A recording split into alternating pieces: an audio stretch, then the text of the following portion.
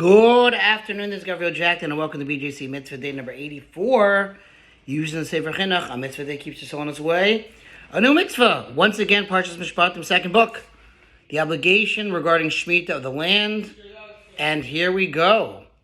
Veshvi'is, Tish, Mitena, Un Tashta, V'achlu, Evyonei Amecha, V'yisram, Tochal, Chaya, Hasadeh, Kein Taseh, L'chamecha, L'zeisecha.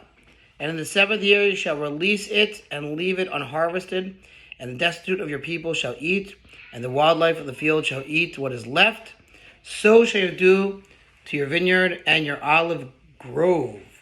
The Torah dictates that every seventh year be observed as a sabbatical year known as the Shemittah, relinquishing year, also referred to as Shvi'is, literally seventh. The mitzvah of Shemittah demand that we relinquish our ownership of the land's produce. This mitzvah desists from working the land and refrain from harvesting and gathering any produce that does grow in the typical fashion. There is another year that shares many of the laws of Shemitah, as well as a number of additional laws. That year, known as Yovel, the Jubilee year, would occur every 50th year, i.e. the year that immediately follows 7 Shemitah cycles. We are commanded to relinquish ownership of all that the land produces in the 7th year, which is called by virtue of this act of relinquishing, in which we are obligated during this year, the Shemitah year. Anyone who so desires may take possession of the land's produce, as it is stated, and in the 7th year you shall release it and leave it unharvested. And the destitute of your people shall eat, and the wildlife of the field shall eat what is left. So shall you do to your vineyard and your olive grove. The Chinuch cites an exposition of this verse which sheds light on a related prohibition. In the words of the Mechilta of Rabbi Shimon ben Yochai, why the vineyard and olive grove are already included in the generalization at the beginning of the verse. The Chinuch interrupts his citation of Mechilta to explain.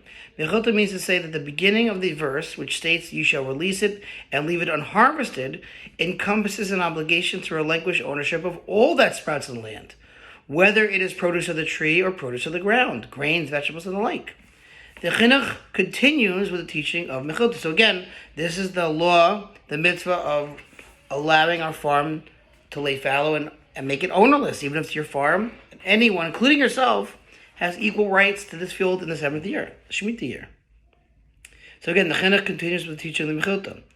Why then, if the verse has included all types of produce, did the verse go on to specify these two examples, i.e. the produce of the vineyard and the produce of the olive grove? It applies to everything, all grains, etc.